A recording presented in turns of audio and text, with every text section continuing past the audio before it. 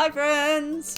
This is DaintyTank. Thank you for joining me. Welcome back to Please Be Happy. Now this is a demo. It's by Studio Elion and honestly it's fantastic. It's fully voiced, which is great. And it's absolutely beautiful. If you haven't seen it, poke Totoro in the upper right card area, see the beginning of it, and let's get back into things. This is fun, isn't that? I think it's fun. I think you're fun. Alright, let's get started. Button.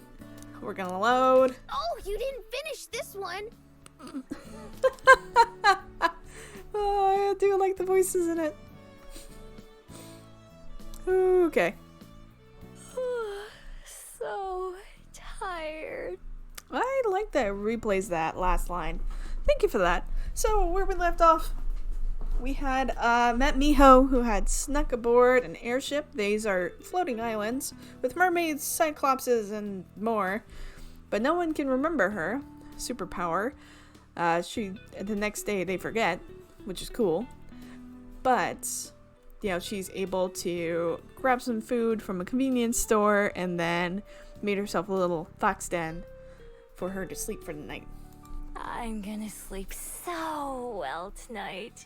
I unpack everything that I got from the store, as well as my treasures that I always carry with me. My lockpick, my wallet, a few pretty stones. The only thing that I leave in my jacket is a small scroll. Can't get that damaged or dirty. Okay, good to know. Change back into a fox and then dig another hole near the entrance to my den. This one is much simpler and shallower, and I bury some of the snacks that I stole before covering them back up with dirt. Not like anyone's gonna come by and swipe my things, but better safe than sorry.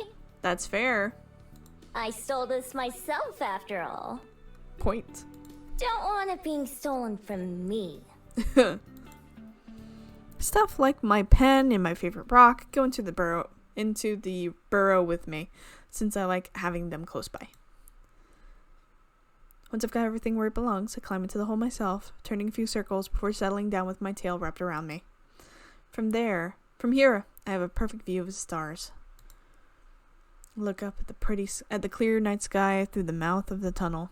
I feel bad for all those people way down on the underworld. So there's an underworld, eh? Because each of these are floating islands. Can they even see the stars from there? Oh. I've never been to the underworld, so I have no idea. I can't imagine falling asleep without them. Comfortable and safe, I close my eyes and quickly slip off into dreamland. I wake up to trouble, or at least a threat. Sure, it's only morning as I peer out of the burrow's entrance, but the sky is already dark and foreboding. My attention moves from the ominous rain clouds above to the trees outside my den, their branches shaking in the strong breeze. I can't believe that girl from the cafe was right! Climb out of the tunnel and out into the open, sniffing the air. It just tells me what I already know. Storm is coming, and fast. But also, another scent plays on my nose, one so faint that I almost brush it off before taking another smell. Truly I'm wrong. There's no way that... Lowering my snout to the ground, I investigate the area and then decide that I'm right. I change into my human form and look around. Someone's been here. Whoa. Yes, someone's definitely been here, but this scent isn't a human's. It's vaguely familiar, but at the same time, not like anything I recognize. And it definitely wasn't here when I went to sleep. This must have come here in the night and stopped right outside my den. Are they watching me sleep? Oh crap! Oh no! As a fox, I dive back into my hole to make sure everything is still there. My heart pounds in my chest, but nothing appears to be missing. I also checked the spot where I buried my stash from last night, but it hasn't been disturbed either. Breathe a sigh of relief. If any of my stuff had been stolen, I'd be so mad! But that still doesn't answer the question of what they did want. And that's even more concerning. Pretty light sleeper, and usually a slight sound or motion will wake me up. So if someone was able to sneak up on me, even I have to be impressed. Woohoo! Impressed and a bit worried. I've got a more pressing issue right now, though. I stare up at the sky in disappointment. I hate the rain. I actually love the rain. I am a big fan of the rain. Because everything quiets down in the rain. It's safe, it's quiet, nothing's moving around. And you just can relax. I would have found a different place to make my nest and hide my supplies if I'd known this was going to happen. Instead, both burrows would probably just be piles of mud by the end of the day. I should have found a place with a roof after all. It's okay. You can still do that. You have a whole day. To fill my pockets with most of my important possessions, some of the food I grabbed last night, something else to wrap it as tightly in the plastic bags as I can and bury them in my den. Hopefully I can find somewhere fast and then move everything else over before it gets ruined. An abandoned house would be perfect, or some other place where I'd be able to hide. After finishing packing up, I'm just about to get going when a loud flapping sound overhead catches my attention. I expected to be a bird, but instead, it's yet another bat. This one is even bigger than the one I saw last night. Its wings are way longer and noisier. I can even hear it squeaking something as it flies past. Some people say bats and foxes are similar. ... I don't see it. Though it should fly around for a little while before it takes off towards the city. Maybe it knows somewhere to stay. Guess I'll follow it for now. That's a good idea. A couple of times it disappears between the trees and just too far ahead, but I always manage to catch back up. Eventually we're out of the woods and back into civilization where a car whizzes right past me, sidewalk here, and other people walking around. Most of them look up at the sky nervously, though. Everybody seems to be in a hurry. Guess I'm not the only one looking to get away from the rain. More people seem to be going in that direction that I was headed than anywhere else, so I stick to that. By now, my winged guide is almost out of sight again, just a little black speck in the sky flying into the distance. Further up this road, there's a slope that leads to a big, fancy-looking building. Doesn't look like a shop or a restaurant, at least not one that I've ever seen, but there's just so many people going in and out that it has to be open to the public. It's good enough for me. Give myself somewhere dry to spend some time. Maybe I can learn something useful.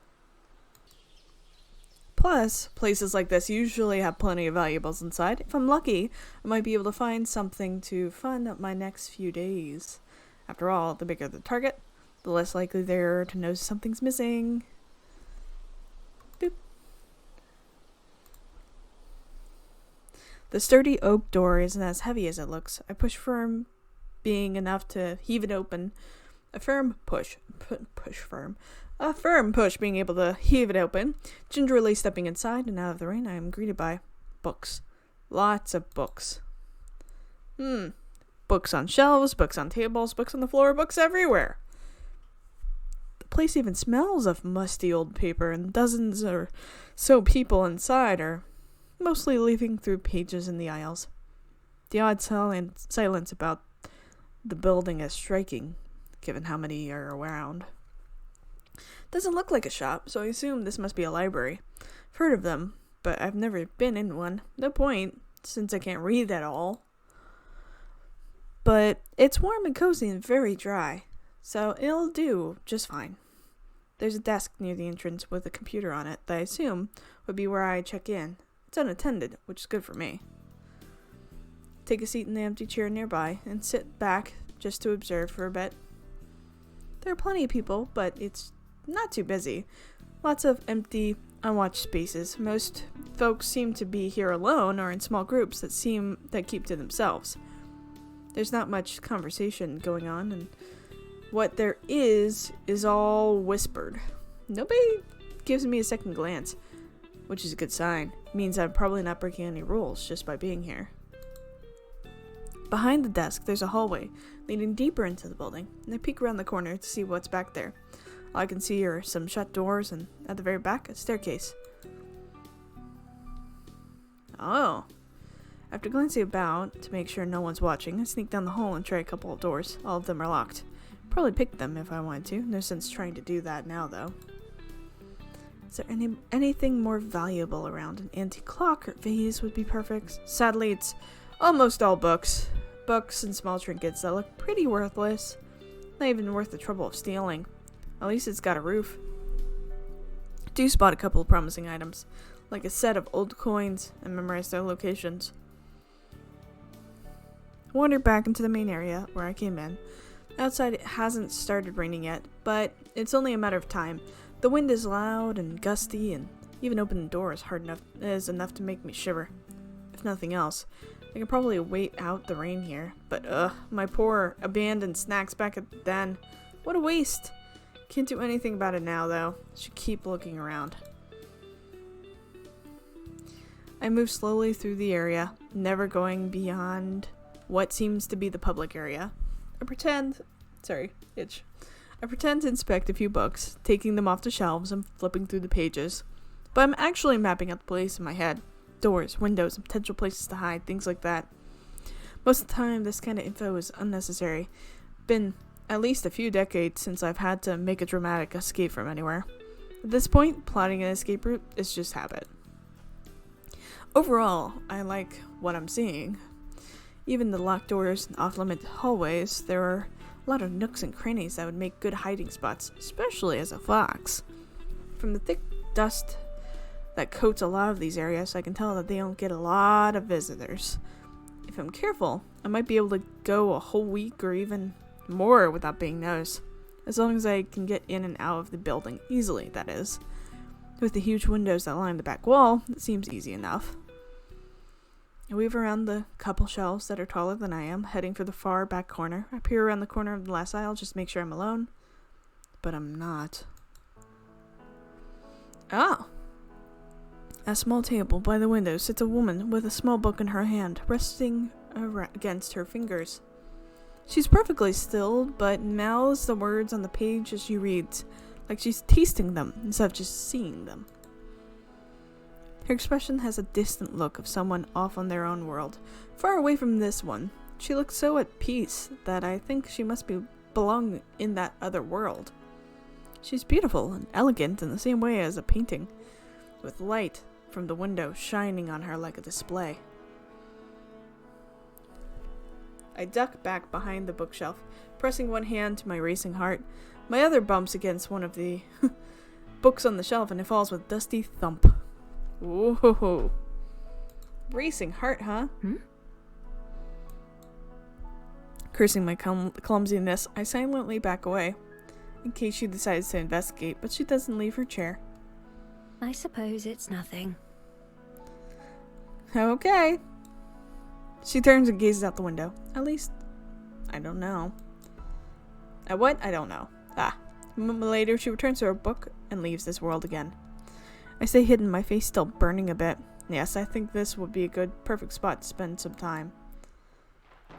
Suddenly, there's a much louder boom than the one I caused as thunder rumbles outside. A few people around the library startle at the sound and look around. Sighing, the girl in the chair pulls the window beside her closed. A few drops of rain falling not a minute later. I'll investigate the windows later. Right now, I don't want to bother her. So I head back to one of the plush chairs on the other side of the library and take a seat. I could be here a while, depending on how long the rain lasts, so I may as well get comfy. Find a few books that have more pictures than words and curl up in one of the soft chairs to flip through them. There aren't as many of those ones, and I get through the stack pretty fast. Takes long enough for the rain to start, though. The longer I read, the longer the pounding of the rain and the howling of the wind become. Guess it's not letting up anytime soon. I can't complain though, the library's pretty cozy by usual standards. It's warm and safe, nobody tells me to go away.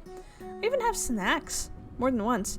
Get up and walk around the library again, even though I've got most of it memorized by now. I take note of things like a child's stuffed toy that's laying on the floor in one section, or a thin blanket that's stuffed between a bookshelf and the wall. My third or fourth trip around, I finally find something I've been looking for. In one at the far corner, totally opposite from where I saw the reading girl earlier, there's a single chair and small table. On the wall nearby is a portrait. The painting itself is of a girl with light brown hair, but I barely paid any attention to it. What I'm interested in is the frame. It's lovely. It looks like it must be made of gold. It certainly shimmers like it. It's carved intricately in the shape of waves, flowing up and down. It's gotta be worth something. Pretend not to pay too much attention to it as I make my way back to my table. There are too many people around here for me to try to sneak it out. It's too big to fit under my jacket without being obvious. That just means I'll have to come back some other time. Maybe once this place is closed. The hours pass by and the storm continues. I'm kind of disappointed about losing a whole day, especially so soon after arriving.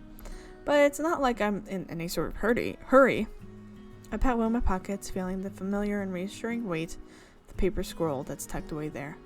The scroll is the only thing close to a purpose that I have. And it's not particularly urgent. Or at least I don't have any way to deal with it faster. ... It's been a long time reading. It's a long afternoon when I go and check the windows again. But the rough weather outside continues. At this rate, I'll be sleeping in a puddle of mud tonight, unless...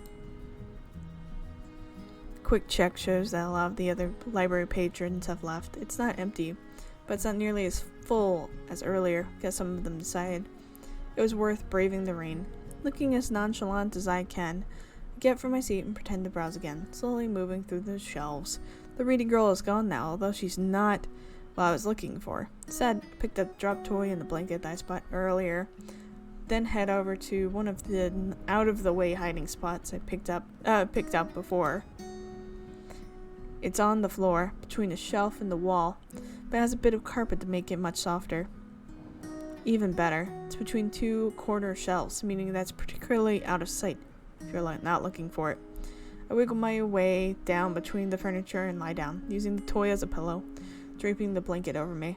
I toss and turn a few times before settling down. Yep, not bad at all. Even though I haven't done too much today, I'm always down to take a nap. I can pass a few hours by sleeping, wake up once it's dark, and then grab the picture frame and be on my way. I have to rebuild my den once I get back, but that's a problem for future me. I yawn, staring up at the ceiling until my eyes get heavy. Maybe today won't be a total waste after all. Probably not. Night. Soft sound of cloth rustling wakes me from my dreamless sleep. Had someone sneak up on me twice now. Don't know how long it's been. The sky outside is darkened significantly and now stars twinkle outside the window. There's no time to react as the sound comes closer. I hear no footsteps, but suddenly a woman steps into view. Her clothes are pure white, making her stand out like a ghost in the dark library. Her cape rustles again as she reaches towards one of the shelves. One of the shelves I'm hiding behind, to be precise. Gingerly, she moves 2 books to the side and then slides another book into place she created. She handles them like precious treasures that might break if she's too rough. I stay perfectly still, afraid to even breathe in case she notices me. My heart beats wildly as she slowly and deliberately looks over the shelf, examining their titles before taking a book from the second lowest row. Through the gap she creates in the shelves, our eyes meet in the darkness. Oh no. I tense up as she steps around the shelving between us to get a better look at me, preparing myself to leap away if the need arises. The carefully memorized layout of the library flashes through my mind as I frantically plot the best way to flee. Even as I prepare my escape, I can see her taking in everything about me. The stolen blanket, the makeshift pillow, my generally disheveled appearance. She opens her mouth and I brace myself for a verbal attack that's sure to come. Hello there. Oh. Hello there indeed. Hello there, General Kenobi. Sorry, had to. May I ask why you're sleeping on the floor? It doesn't matter what I say, just distract her long enough to get away. I don't have anywhere else to sleep. I thought so. Oh? She leans down and offers me a hand. I look at it warily. I don't take it, but I slowly stand, letting the blanket fall to my feet and trying to subtly get in position to run. Well, I have an extra room on the second floor that you're welcome to borrow, if you'd prefer that. What? This is great. Otherwise, you're more than welcome to remain here, on the ground. I apologize for waking you. With a smile, the oddly calm woman steps away, busies herself organizing another row of books. She probably expects me to let my guard down and take her offer. I'm just a stranger, someone who broke into her library. There's no reason for her to treat me kindly. My years of experience, and there are plenty of those, tell me it's a trap. Thanks, but no thanks. I'll just be going, actually. Sorry to bother you like this. I hurry past her, shoulders tense, as I expect her to grab me or try to stop me. She doesn't, though. The one time I glance back, she's watching me with a strange expression that I don't recognize. When I'm outside and away from the library, I breathe a sigh of relief. Whew, that was close. I'm not falling for that one again. The last time I let someone feel sorry for me and accepted a place to stay, I woke up to them trying to empty my wallet. Maybe a thief, but at least I do it honestly. Wouldn't try to trick someone like that. Also, like, I hate to say it like this. You say you're the lightest sleeper, but yet someone was able to sneak in and able to get to your wallet. So, are you the lightest sleeper, or do you think you're the lightest sleeper? That wasn't the first time someone tried to fool me and take advantage of me either. Still, it's a shame to lose such a nice hiding place. Maybe I'll give it a couple days for that woman to forget about me, and then try again. If she wasn't lying about there being an empty room on the second floor, then maybe I could sneak into there. Tonight, though, I'm on my own. Shivering, I wrap my coat and tail tightly around myself as I think about what to do next. The rain has stopped, although it's still cold and cloudy.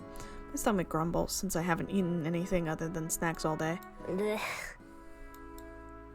May as well get over it and go check out the status of my den. Well, it could be worse. Not as bad as I expected, which is a pleasant surprise. What's the little mine? It'll be just fine. I swap into my fox form to prod around. The entrance is caved in a bit, but after I scoop that out, I find that the rest of the tunnels and main room are relatively intact. Cold as hell, but intact. Seems the trees protected the den from a lot of the rain. It takes me a while to find the spot where I buried my stash since the stick I used to mark the spot got washed away. Eventually I locate it though and start digging. The cold mud makes my paws dirty and sore, and little flecks cover my fur. After I finally reach the soggy plastic bags, I shake myself clean before opening them as human. Some water had seeped through, and I opened the spoiled items before tossing them away. I'm not too picky, but I have plenty of other snacks to choose from. Eat up, birdies! A few of them swoop down to inspect the offering. I scarfed down a quick meal of cookies and unwarmed soup, along with some cold water from the stream. At least the water is satisfying. Fair. Then, even though I just woke up from a nap too long ago, I shift into my fox form to curl into my den and curl up. I'm sure it'll be a while before I fall asleep, but I don't feel like going back into town. I've had enough excitement for one day. This isn't all that bad. Regular foxes without magic powers have it way worse than I do. Although back when a fox was all I was, I wouldn't have really cared. To this day, not sure what it is that makes me different. I used to be just like them, no desire to go beyond the forest or anything, but then one day I became whatever I am now. All I had was my necklace, a small scroll that I can't read, the memory of a person who had given it to me. They were so kind to me, and that stranger in the forest, they wished me well, even though I was just an ordinary fox. Somehow, that didn't seem to matter to them. I never even knew their name, just their face and their voice, but I know that I'll recognize them when I see them again. It's just a matter of finding them. So, since then, I've been looking looking and surviving. Looking for them is what keeps me going. It's enough to live for. If it wasn't, I don't know what else I'd be doing. Guess I'd be just surviving. But if that was the only thing, I think I'd rather have just stayed a fox. Deep. Morning. Sitting outside my den in the human form, I take stock of how things stand. The sun's thankfully out this morning, but eventually, though I can read, the sun's thankfully out this morning, but everything remains damp, from the ground to the muggy air itself. The chill on the breeze is the worst, making me shiver every time it hits me. The Bell House was pleasant when I visited a couple days ago, so I decided to head back towards the main street and get a coffee there while working out my next moves. Coming to the door of the cafe, I pause and wipe my feet on the mat outside. The human fascination with surrounding themselves and concrete makes a little more sense as I work the mud off my feet. With I finally head inside, only to stop in my tracks as the door shuts behind me. Staying behind the counter is the same girl who I saw reading in the library yesterday. Talking with the customer as she takes in their order. Gentle aura around her is unmistakable. The person in front of me finishes their order, and I step up to the counter. Good morning. Welcome to the Bell House. Aha! What can I make for you today? Oh, hi. I'll have... A vanilla latte? No, that's boring. What do you recommend? I want to try something new. I'm glad you asked. Oh? I was just thinking that you look like the sort of person who would enjoy one of our Fairy Kiss chillers. It's one of our signature drinks, with a vanilla gelato base and a mint chocolate chip swirl. I was planning to get something warm, but that does sound pretty good. Okay. Give me one of those then. Perfect. And could I get your name, please? It's Miho. She scribbles something onto a cup and finishes it with a big flourish. I'll have that right out for you. Thanks.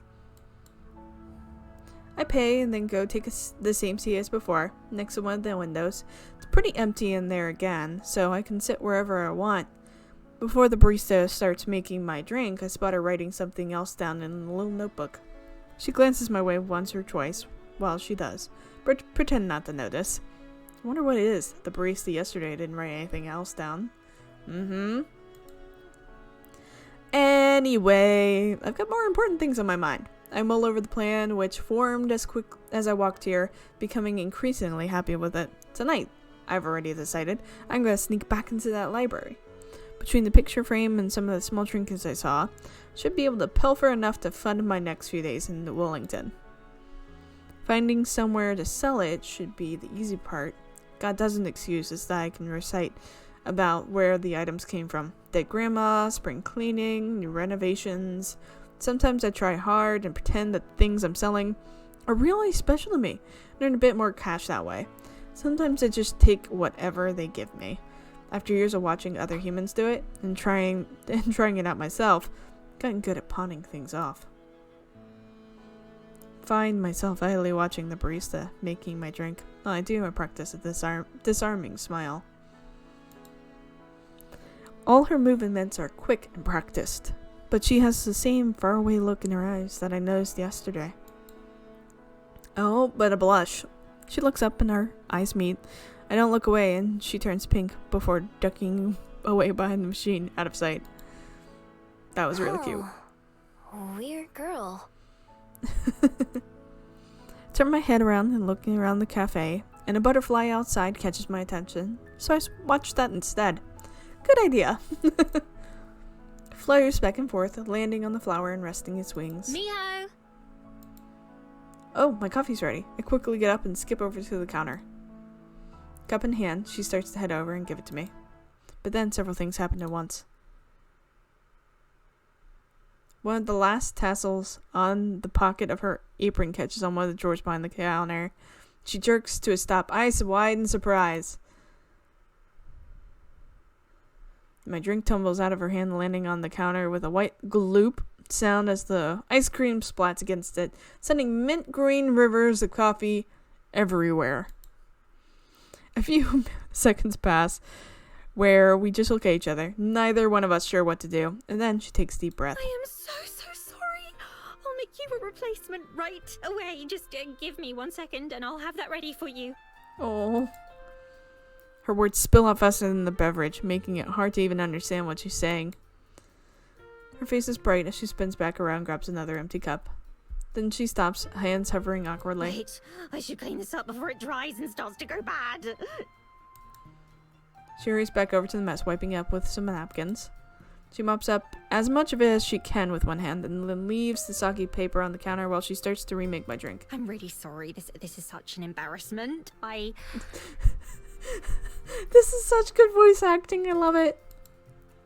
I don't even know if she's talking to me or to herself. I freeze up for a second, looking for an appropriate response to an apology. I'm not used to people apologizing to me. Oh, it's fine. I'm not in a hurry. That voice sounds familiar. It sounds... Am I wrong here? I might need to look this up, but it sounds like Highway Blossoms. Not Amber. The other one. With the M. Sounds like her, right? Right? Hold on. Oh, it's fine. I'm not in a hurry. Yes, it has to be, right? Right? Right? I'm pausing and looking this up. Okay, sorry about that. I had to look it up. It's Marina, but it seems that the voice actors are different. I had to look it up because I was like, it just sounds like Marina with that one line there that just kind of stuck me, and I was like, is it the same person? No, it doesn't look like it.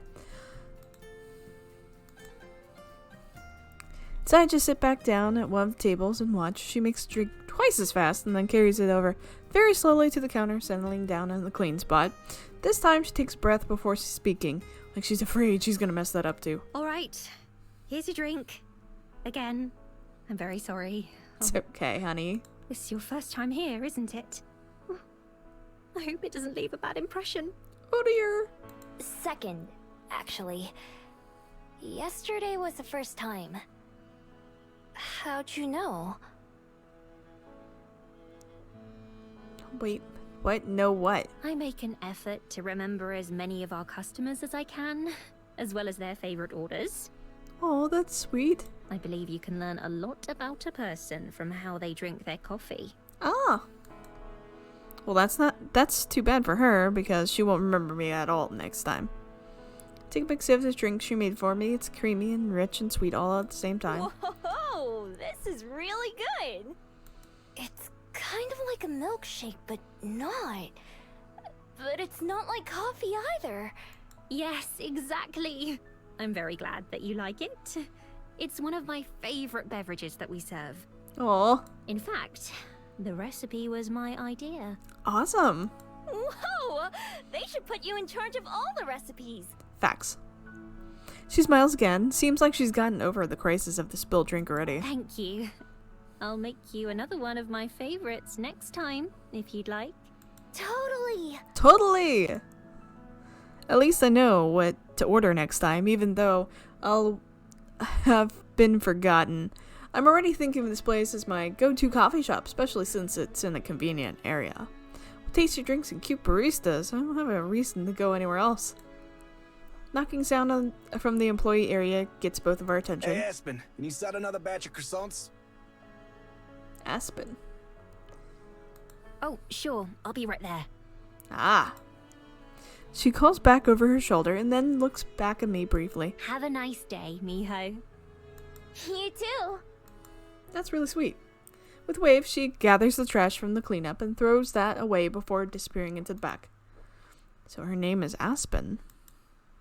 That's a pretty name. I'll have to try and remember that. Getting up from my seat, I decide to head back outside for some fresh air. Sipping my fairy kiss chiller as I go, I head out the door and onto the increasingly busy main street. I already know my plans for tonight. but I've still got some time to kill before then. What should I do? Ooh. Oh, I can... Oh. Welcome to the world of Please Be Happy. On the map, you can select locations to visit and spend time in. Just take note though, most locations will pass time. How you experience stories will be up to you.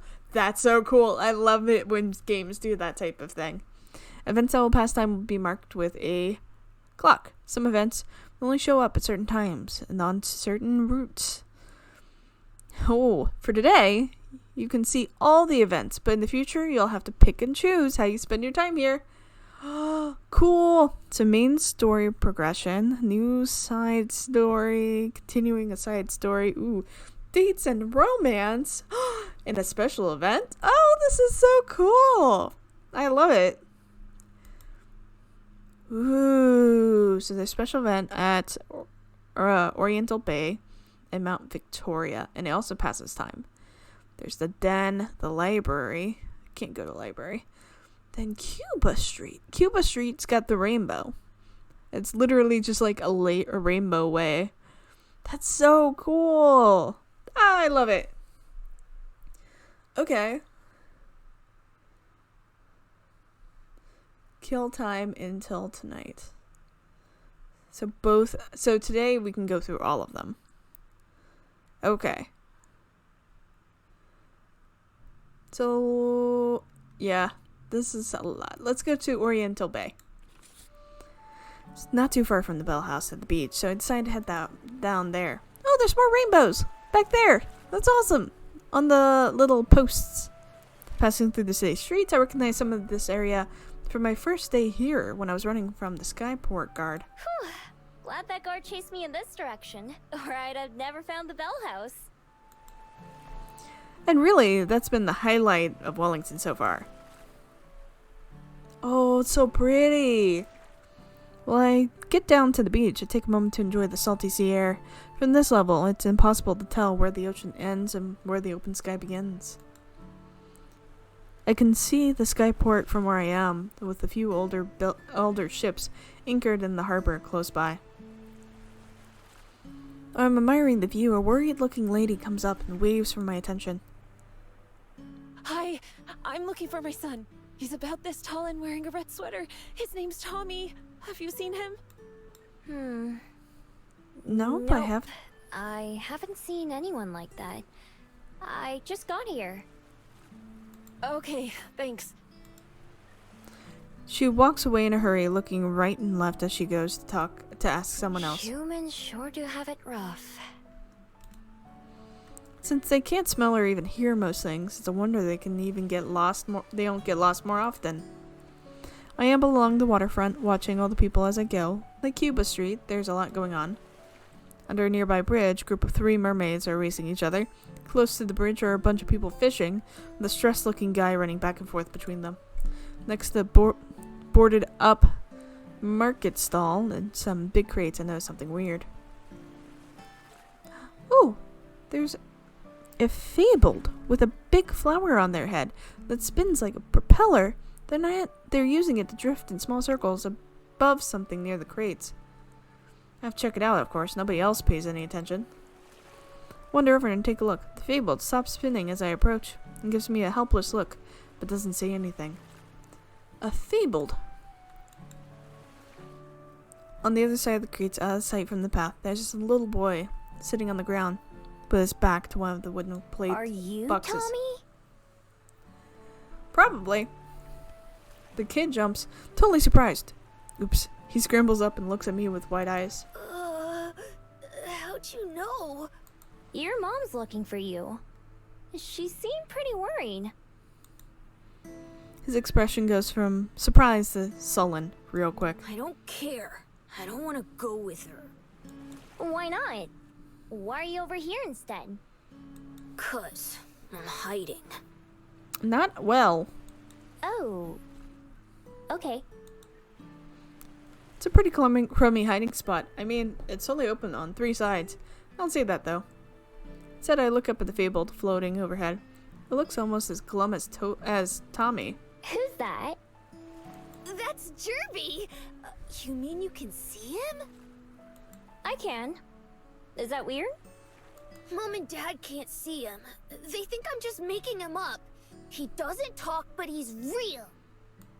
Oh, those sparkles in his eye. Gerby waves from up high. He kinda gave away your hiding spot. I saw him from the road.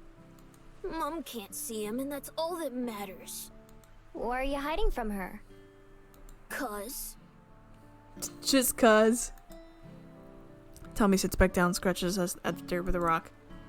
Guess he doesn't want to talk about it. I'm always happy to end the conversation. Well, good luck. Start to walk away. He doesn't seem like he's in any danger, and I don't want to get blamed for him hiding in the first place. Hey, wait a minute. I turn around. He's clearly standing up again. Are you gonna go tell her where I am? Before I can answer, his eyes get huge again. Tommy, there you are. I have to turn around again. This time, it's a woman from before. She's already flying past me over to Tommy. Are you okay? What were you doing? Don't you ever run off like that again. Oh, I'm just glad you're safe, though. Tommy's mom. Her voice goes up and down between relieved and angry. She has Tommy in a giant hug, but he's just staring forward grumpily. Gerby is flying in distress circles again. Finally, the lady turns to me. You found him, right? Thank you so much. I was so worried. No problem. I don't really do anything. Just found him, but so did she. Guess she's not thinking about it much. Come on, Tommy, let's go home. We'll talk about this there. I'll yell at you there. No, I'm not going. That's not home. My ears flinch as he yells. He stamps his foot on the ground and make a point. Tommy, sweetie. Home is where it's you, me, and Dad. Not that apartment. Oh, divorce. Got it. That's still your home, too. But this, it's like your second home now. No, it isn't. Not without you, it's not. Oh. Do you and Dad really have to get... Yeah, sometimes you do. Yeah. That's unfortunately, but it's very fortunate for your mom to be able to get past, and your dad also to get past whatever's going on. Tommy, who was already sniffling, can't keep from breaking down crying. So he throws his arms around his mom and hugs her back. So you care. You just are being a grump about the fact that it's divorce time. I don't want you to go. Oh. I get the impression that I should probably leave. Normally I'm happy to be noisy and nosy and listen in on things, but right now it seems kind of awkward. Facts. Neither of the humans notice me leave, but Gerby, the fabled, sadly waves goodbye as I head off. I wonder what makes him stick around. I've never seen a fabled like him before. Not being able to get to be seen by certain people sure sounds useful, though. I don't have to go don't have to go far before the sounds of Tommy and his mom talking are drowned out by the noise of the waterfront. I easily fit into the crowd of people milling about. Being able to live a life that no one notices is close enough to being invisible. I'm pretty lucky that I don't have to have those kinds of tearful conversations or panic about someone missing. Not being part of the crowd is just perfect for me. I stand at the concrete and admire the ocean until I've had my fill, then I start wandering again. Oh, okay. Well, I'm gonna stop this here. I hope you're enjoying this. I definitely am. Again, this is free, so you can play this yourself. And it's obviously got a, like, decision tree type thing that's gonna be going on. This is a demo. It's not the full release of the game yet. But even so, it's really good. I'm enjoying it. I really hope that you are as well. And with that, I'm gonna leave it here. Let me know your thoughts on everything down below. Especially on the mystery woman and the library and this Aspen that we just met, who obviously was just like taken in by Miho. And Miho is absolutely oblivious to it, but that's okay. With that, I'm gonna leave it here. I love you all, and I'll see you next time. Bye.